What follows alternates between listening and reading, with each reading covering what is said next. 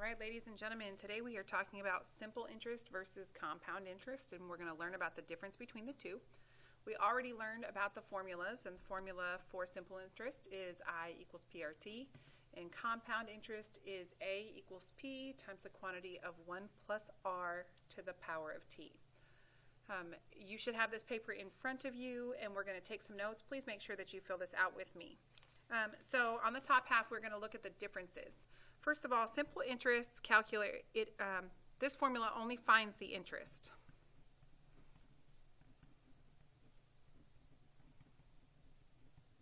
Which is represented by the letter I.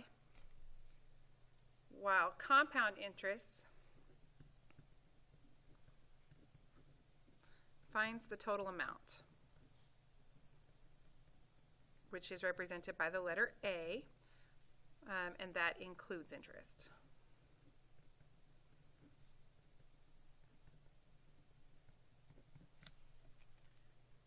So if I want to find the total amount using the simple interest formula, I would have to add, and you add the principal plus the interest to find the total, which is A. But since I already know the total amount under compound interest, I have to subtract if I want to find the interest, which is the total amount, which is A, and I'm going to subtract the principal, and that is going to tell me the interest.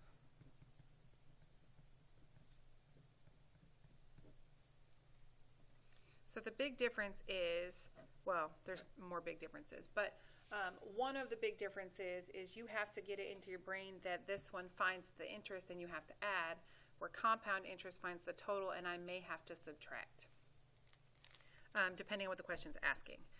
Well, simple interest is interest earned, well, interest collected. So it could be earned or owed, and it's only based on the principal amount. It's only on the principal. So if I invest money, I can only earn the interest on that same amount of money that I invested. Whereas compound interest is collected on the principal and the interest.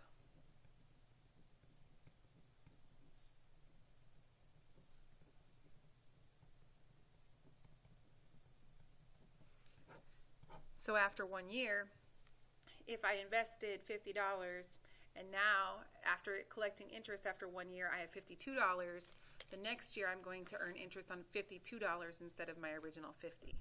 So compound interest, because it takes interest on the principal and the interest, you're actually going to earn more interest or owe more interest. So we're going to take a look at these, both of these equations and formulas, and we're going to look at the same exact information.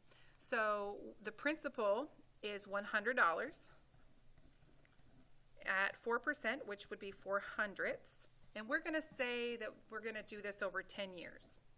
Okay, so 10 years. And then we're going to use the exact same variables over here. The difference is that this one is going to be $100 at 4% for 10 years, but this one is going to be simple interest versus compounded annually. Now compound interest again is going to take that interest and add it to the amount each year so that you can earn more interest. We're going to look at the difference. So write down your formula, I equals PRT, and let's go ahead and fill that in. So my principal is $100, my rate is 4/100, and my time is 10 years. And you may go ahead and put that into your calculator. 100 times 400 times 10 years. And my answer is 40. So that means I will collect $40 in interest over 10 years. So I started with $100. Since this is simple interest, I'm going to, as we talked about up here, have to add principal plus the interest to find the total. So my principal was $100 and my interest is 40. So I'm going to add them together to get the total amount, which is $140. So if I invest $100 and I leave it in the bank for 10 years, it's going to give me $140 back. Now let's look at the difference in the same amount of money invested for the same percentage in the same time if it is compounded annually. So this time our formula is A equals P times 1 plus R to the second power. So $100 times 1 plus 400 squared. Go ahead and put that into your calculator. 100 times 1 plus, and I get, oh, it's not squared. This to the t. So, and the time is 10. So it's not squared. I apologize. So 100 times 1 plus 400. And then I press the little caret button and 10. And I get $148. And if I round that to the hundreds place, it's going to give me 2 cents.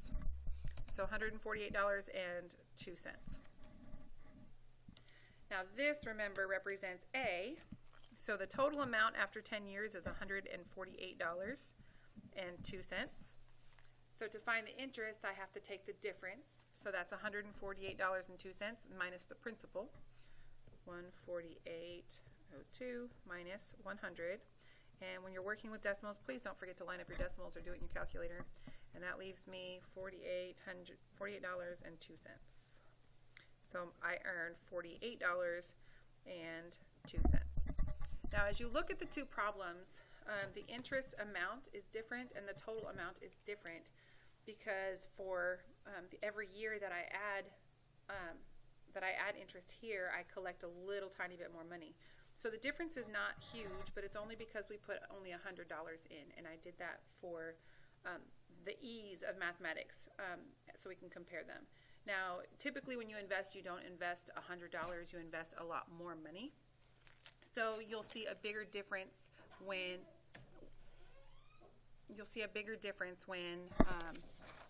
when you're looking at larger amounts. Like on the back of this, it's 4,000. So as you work through this page, you are going to listen to or read the problem and figure out whether it's saying simple interest or compound interest. You're going to be asked to find the interest, which is the letter I, and the ending balance, which is the letter A, which is represented by A. And you have to use your notes from the previous page to do that. So make sure that you're paying attention to simple interest, or where it says compounded annually, which is compound interest, and do your best, show your work. The other page that I have for you is word problems, and I just want you to practice these and see how you're doing. Number 1 here says Landry earned $2,300 over the summer and to invest it in an account that earns 4% annual compound interest. If Landry does not make any other deposits or withdrawals, how much will be in her account after 20 years? So the first thing that I want you to do, and I know that you're not going to be able to show all of your work on here, but I need to see some of it, is you're going to mark your important information. So $2,300 is your principal, and you can write P instead of rewriting it off to the side. Your rate is 4%, that's R, and your time is 20 years. And since this is compound interest, you need to choose the correct formula. So my formula is A equals P times 1 plus R to the T. And And then once you get here, all you have to do is fill in your information. So you write down $2,300, and it's 1 plus, it's 4%, so it's 0.04, which is 4 hundredths, to the power of t, which is 20. At this point, there's no more work to show. You can put this into your calculator and choose your answer accordingly. Please make sure that you're filling in the bubbles as well. I'm going to use this to help me judge where you are and determine what extra assistance you need. Read the problems. You may work quietly with a partner, but this will be graded. Please make sure that you are working quickly and quietly. If you have any questions, as always, see me in the hallway, ask me, or you can set up an appointment time for some extra help. All right, thanks. Have a great day, guys.